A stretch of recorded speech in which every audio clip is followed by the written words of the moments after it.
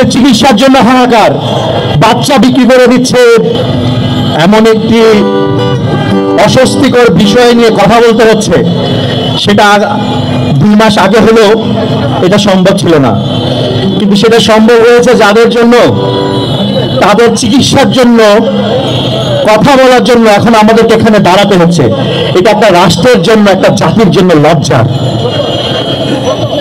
এরকম একটা লজ্জার প্রোগ্রামে এসে কথা বলতে হবে, এটা আসলে আমি ব্যক্তিগতভাবে আমার অনেক লজ্জা নিয়ে এখানে কথা বলছি। যে জুলাই গণ অভ্যুত্থানে যারা শহীদ হয়েছে, যারা আহত হয়েছে, শহীদদের পরিবারকে ঠিকমতো দেখাশোনা করা হচ্ছে না, আহতদের চিকিৎসা হচ্ছে না ঠিকমতো, এইটার জন্য এখন আমাদেরকে প্রতিবাদ করে বলতে হচ্ছে ওদের চিকিৎসা করা ঠিকমতো। রাষ্ট্র কত অথর্ব একটা রাষ্ট্র আমরা জন্ম দিয়েছি, আমাদের পূর্বপুরুষরা জন্ম দিয়ে গেছে। এর চেয়ে লজ্জার আর কিছু হতে পারে না যে এখন আমাদেরকে এখানে তাদের চিকিৎসার জন্য বলতে হচ্ছে। আপনারা যাদের ত্যাগের কারণে ওখানে ক্ষমতায় বসেছেন, যারা আপনাদেরকে ওখানে ক্ষমতায় বসিয়েছে, আপনাদের লজ্জা হওয়া উচিত যে এইরকম প্রোগ্রাম হচ্ছে। এবং আজকেও পেপারে দেখলাম যে চিকিৎসার জন্য হাহাকার, বাচ্চা বিক্রি করে দিচ্ছে, স্বর্ণ চেন বিক্রি করে দিচ্ছে, সহায় সম্পদ সব বিক্রি করে দিয়ে তাদের চিকিৎসা হচ্ছে। তারা কি জন্য এই লড়াই নিয়েছিল? এই দেশের জন্য তো, আমাদের জন্য তো, এই দেশটাকে সুন্দর করার জন্য। অথচ তাদের চিকিৎসা হচ্ছে না ঠিক মতো।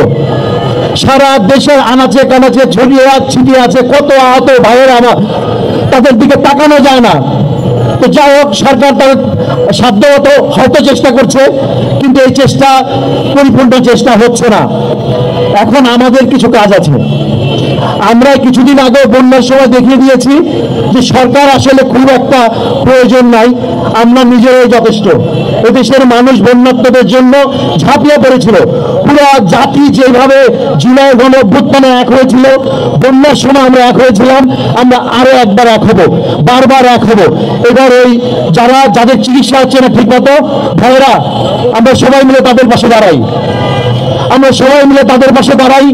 ঠিক যেভাবে কাঁধে কাঁধ মিলিয়ে আমরা লড়াই করেছি, পুরো জুলাই জুড়ে আমরা অভ্যুত্থানে যেভাবে লড়াই করেছি, আমরা এই ভাইদের পাশে দাঁড়াই। নিশ্চয়ই আমাদের চেনা জানা প্রতিবেশী কেউ না কেউ এরকম হাসপাতালে কাতরাচ্ছে, তাদের পাশে গিয়ে আমরা দাঁড়াবো।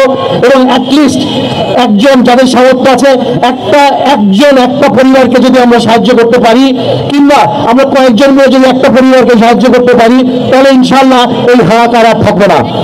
ভাইরা, এই দেশ নিয়ে অনেক ষড়যন্ত্র হয়েছে, অনেক ষড়যন্ত্রকে আমরা উৎখাত করেছি, কিন্তু ষড়যন্ত্র এখনো থামেনি। এই আমাদের সীমান্তের পাশে দাঁড়িয়ে নাকি উনি প্রতীক্ষা করছেন টুক করে দেশের মধ্যে ঢুকবে। সেই সুযোগ আমরা আর দেব না। হাসিনা এবং তার ফাঁসিবাদের দোষরদের এই বাংলা থেকে আমরা উৎখাত করবই করব। এই প্রত্যয় আপনারা ভুলে যাবেন না। এই প্রত্যয় আপনারা বুকে ধারণ করে থাকবেন। ওদের ষড়যন্ত্র এখনো শেষ হয় নাই। দিল্লির হাসিনা দিল্লিতে বসে এই দেশের ষড়যন্ত্রে এখনো নিয়োজিত আছে। ভাইরা, ওরা যেন কোনোভাবে আর সংঘবদ্ধ হতে না পারে, ওরা যাতে এই দেশ নিয়ে ছিনিমিনি ঘিরে ফেলতে না পারে, সেই জন্য আমাদেরকে সদা সতর্ক থাকতে হবে। এবং ইনশাআল্লাহ আমরা যেভাবে ফ্যাসিবাদকে উৎখাত করেছি, যেভাবে পুরো জাতি আমরা ঐক্যবদ্ধ হয়েছি, এই জাতি এইভাবেই আমরা ঐক্যবদ্ধ থাকবো ইনশাআল্লাহ।